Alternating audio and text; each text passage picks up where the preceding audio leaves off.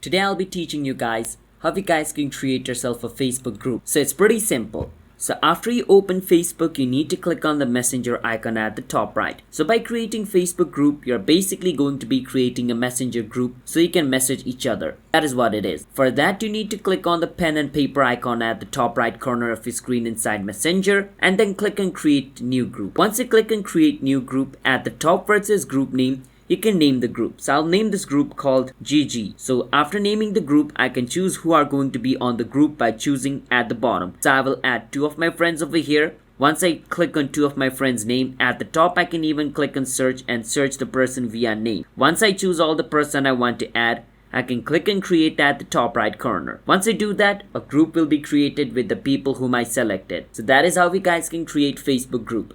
It's that simple. So if you guys found our video helpful, then hit the subscribe to our channel How to Guide for future videos like this. I'll see you guys in my next video. Until then, bye bye and have a nice day.